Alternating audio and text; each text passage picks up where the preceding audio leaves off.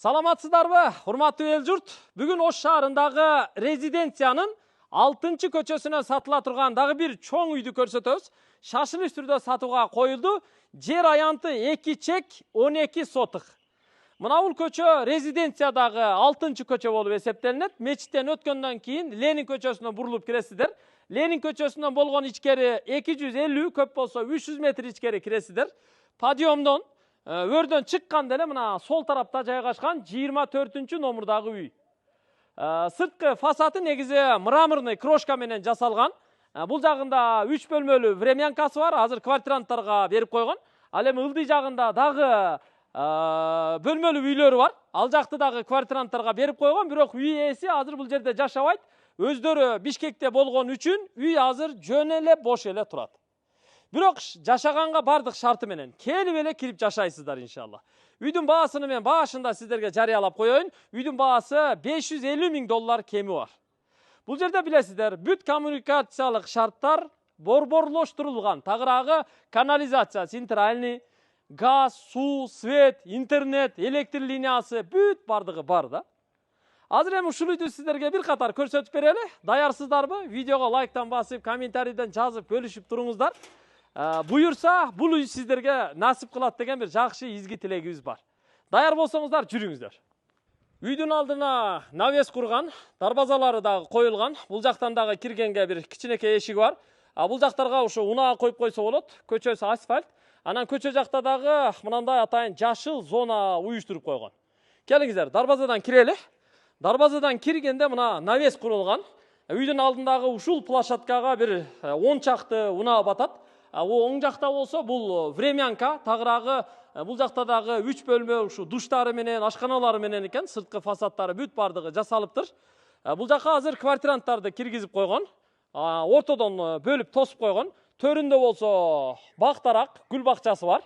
Бул жакка дагы навес курулган. Анан үйдүн мына күнгөйбет жагынан көрүнүшү.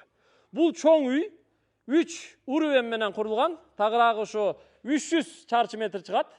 Чатырлары жабылып, өстүрмөлөрү кагылып, сырткы фасадтары бардыгы жасалган. Ал эми үйдүн алдына болсо мына көрүп турасыздар, чатыры Кытайдагыдай жабылган, көрүп турасыздар, ушу тапчаң курулган. Брусчатка басылган, гүлдөр эгилген. Ушул үйдү $550 000 сатууга койду. Бул жактагы времянкалары, бактары ушул турушу менен. Азыр эми үйгө кирели. Бул жер болсо мына тапчан, потолоктору да бүт бардыгы сонун жасалган. Тепкич көрүп турасыздар. Ушул тепкичтен жогору көтөрүлүп чыгып, үйгө киребиз.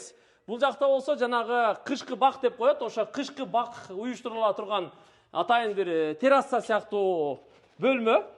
Чоң эшикти ачып киргенде бул жер дализ, тагыраагы орусча прихожка деп коебуз, Үйдө отопление бар, газ бар, суу бар, свет бар, бүт бардык жашаганга шарт бар.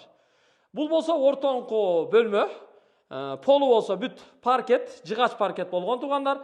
Отопление радиаторлары дагы коюлган, потолоктору бүт бардыгы гипсокартон менен жасалган, эшиктери бардыгы ушу заказ менен жасалган эшиктер. Оң жакка киребиз. Бул жакта мейманкана. Мейманкананын аянты аябай кенен.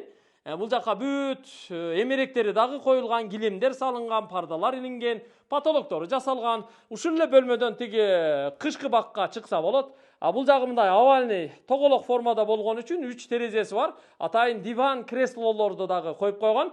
Бул жакта болсо декоративный камень, үстүндө телевизорлору менен. Полу бардык бөлмөлөрдүкү жыгач паркет. Андан кийин бул жакта ушу коноктор үчүн уктоочу бөлмө. Эгер айыл ападан коноктор келип калса, ушул жакка киргизип жайгаштырсаңыздар жакшы болот.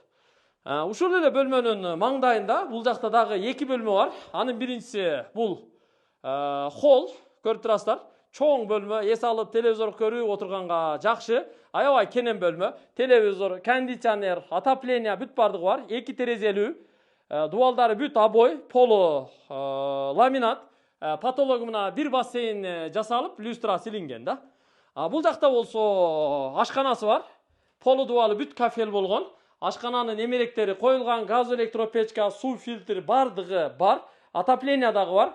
Тапчан жагында бир терезеси бар. Анан бул жакка муздаткыч коюлган. Көрүп атасыздар, Эми 2-нчи кабатка чыгабыз, андан кийин подвалга дагы түшөбүз.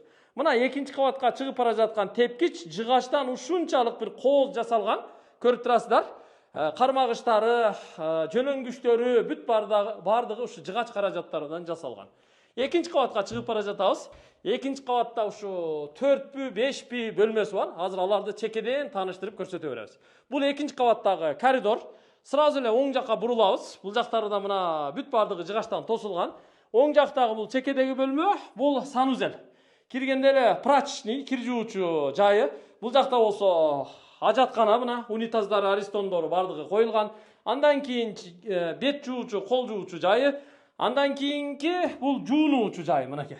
Көрдүңүздөр? Бүт бардыгы ушу кафелденип жасалган. Азыр эми ушу бала чакасы анча-мынча небере чеберелер келип эле келип кетип турушат экен. Бул жакта бир бөлмөсү бар. Бул балдар бөлмөсү же болбосо кыздар бөлмөсү. Атайын сабак даярдоочу жайы менен бардыгын жасап койгон. Ушул эле катарда дагы бир чаканыраак бөлмөсү бар. Бул кыздар бөлмөсү, мына көк түстө гүлдүү болуп жасалган. Бул дагы ошо күнгөй бет жайгашкан. Ал эми төрдө дагы бир бөлмө бар. Бул жака дагы бир кыздарды киргизип койсо болот. Бала менен келинди үйлөгөндө ушул жака киргизип койсо жакшы болот. Бул дагы ушу чоң эле бөлмө. Экинчи кабаттагы бөлмөлөрдүн полу дагы ушу жыгач паркет. А бул жакта болсо спец спальня деп коет, мастер спальня деп коет орусча. Бул чоң бөлмө, ата-энелердин уктоочу бөлмөсү, бүт эмеректери менен коюлган. Төрүндө болсо душевойу бар, бул жакта балкону бар, кондиционери бар, туугандар бүт бардыгы бар туугандар. Мына көрдүңүздөр? Бул жакта мына жуунуучу бөлмөлөрү бар. Муну дагы көрүп коюңуздар. Бул жака киргенде унитаз, аристон, форточка бүт бардыгы коюлган. Төрүндө жуунуучу жайы менен да. Кыскасы жашаганга бүт ыңгайлуу шарттарды түзүп койгон. Азыр эми подвалына дагы түшөлү. $550,000 кеми бар деп атат. Жер аянты документ боюнча таза 12 сотық экен. 2 чек болуп калат да. Курулушту бирок өтө сонун кылып курган да. Мында эми жашасаңыздар да болот. Же болбосо бала бакча, медициналык клиника, же болбосо жанагы эл аралык компанияларга, элчилик консулдуктарга ижарага берип койсо болот. Биз азыр подвалга түшүп бара жатабыз. Мына подвалга ылдыйга түшкөндө бул жер мына коридор, эмеректери коюлуптур. Бул жактагы бөлмө жабык экен, анткени шкаф, буюм тайымдарын киргизип коюптур. А бул жакта болсо подвалдагы кенен чоң бөлмө экен. Бул негизи спорт зал, машыгуу бөлмөсү, же болбосо кинотеатр экен. Ал эми мына бул эшиктен бул жактагы короого чыгып кетсе да болот экен. Бүт отоплениялары жасалыптыр, полу кафелдениптир. Бул жакта болсо ошо астыңкы кабаттагы санузели, бүт сантехникалары жасалган, полу дубалы бүт кафел. А бул жакта болсо дагы бир кошумча бөлмөсү бар. Бул кладовка. Банка, санка, жанагындай консерва банкаларды бүт ушул жакка сактап койсо болот. Азыр эми сыртка чыгып туруп биз кошумча курулуштарыны, времянкаларыны, короолоруну көрсөтүп беребиз. Үйдөн чыкканда эле эми ылдый жагына түшөбүз. Бул жакты убактылуу тосуп койгон, анткени квартиранттарды киргизиптир. Бул жака кире турган болсок, мына үстүндө 3 бөлмө бар экен, ичинде душ, ажатканалары менен. Бул жакта азыр квартиранттар жашайт экен, ал жака кирбей эле коелу. Ушул эле жерден ылдыйга дагы тепкич менен түшөбүз. Үйдүн бул жагында дагы кладовкасы бар экен. Анан маңдайда көрүп турасыздар, узун курулган курулуш бар. Алдына мына баг эгилген, дарактардын түрү бар экен, шабдалы, өрүк, алмурут, жана башка дегендей. Бул жакта болсо кладовка, анан бул жакта ошо банка сактай турган, консерва сактай турган атайын жайы бар экен. Бул жакта эми бардык бөлмөлөрдү көрсөтө албайбыз, кээ бирлерине кирип көрсөтүп коелу. Мисалы, мына жака кире турган болсок, бул жакта дагы ошо бир үй бүлө жашай турган шарты бар экен. Бул жака киргенде төрүндө бир бөлмө, бул жакта болсо ошо ашканасы бар экен. Бүт ошо сантехникалары дагы бардыгы жасалыптыр. Ажаткана, анан бул жагы ошо мончо экен туугандар. Төрүндө парилкасы менен. Андан сырткары бул жакта болсо кошумча бөлмөлөрү бар, гараж, анан баняга, мончого от жагуучу бөлмөсү бар экен. Отунгана, мына газ дагы киргизилген, электр тогу менен дагы ысыйт экен. Бүт бардык шарты менен. А бул жакта болсо гараж, унаа коюучу жайы. Мына киргенде кенен, негизи жакын койгондо 2 унаа бата турган кенен гараж экен. Дарбазаны ачып эле унааны ушул жака киргизип койсо болот. Ал эми бул жакта болсо дагы бир кошумча бөлмөсү бар, ошо кампа катары эсептелинет. Бул эшик аркылуу көчөгө чыгып кетсе болот. А бул бөлмө дагы ушу чакан эле бөлмө, бош эле боюнча турат эми. Бөлмөлөр аябай көп экен да. Менимче бул үйдү ушу сатып алып туруп, бала бакча кылса, же болбосо медициналык клиника кыла турган болсо өтө сонун болот экен. Себеби үстүнө бүт палаталарды уюштуруп, люкс комнаталарды, мынал жактарга ушу жанагы лабораторияларды, кошумча УЗИ каналарды, бөлүмдөрдү уюштурса аябай жакшы болот экен да. Ошон үчүн бул үйдү мен сиздерге бала бакчага, менчик клиникага, менчик мектепке, же болбосо ушу сатып алып койгондон кийин элчилик консулдуктарга, эл аралык компанияларга ижарага берип койсо болот экен, ошон үчүн сунуштаймын да. Бул жакта болсо мына багы бар экен. Бул жакта мына жүзүм багы, астында бүт ошо болгарскийден баштап помидор, бадыранга чейин эгиптер, курмасы бар экен, алмасы бар экен, өрүгү бар экен, алмуруту бар экен, суу чыгат экен бул жердечи. Анан эми мына жакта дагы бир үй бүлө жашайт экен. Азыр эми бул жакка тоскоол болуп кирбей эле коелу. Мына чекеде эшиги бар экен. Эми жок дегенде короосуна кирип, бир аз болсо дагы ушу сиздерге түшүндүрүп кое берейин, Бул эми убактылуу коюлган тосмо. Мына бул жакка кире турган болсок, бактын уландысы, туугандар. Ана мына жакка кире турган болсок, биякта азыр бир үй бүлө жашайт экен. Мына жакындатып көрсөтөйүн. Узун коридор кетиптир. Анан ушу сол жакка бөлмөлөр кире берет экен да. Мына жерге тапчан коюп коюптур. Кире бериш эшиги бул жакта, анан наркы чекеде дагы кире турган эшиги бар экен. Ушул эми туугандар, газ, суу, свет, канализация бүт бардыгы бар экен. Ана 550 000 доллар деп атат. Ушу 500 000 тегерегинде берет экен үйдүчү.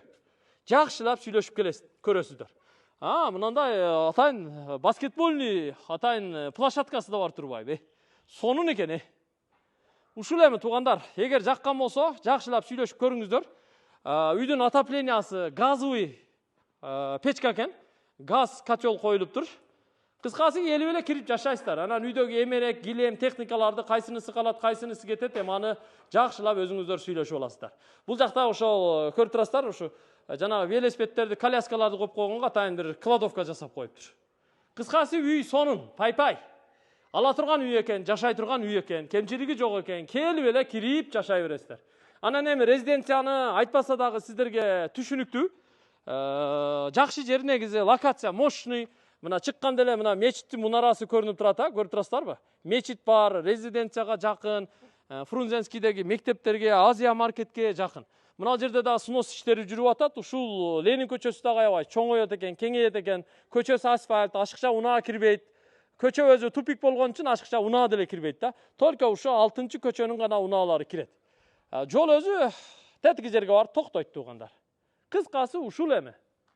Барды бардай, болгонун болгондой көрсөттүк. Үй жаккан болсо, сүйлөшүп көрүңүздөр. Аманчылыкта көрүшөлү, тынч болуңуздар.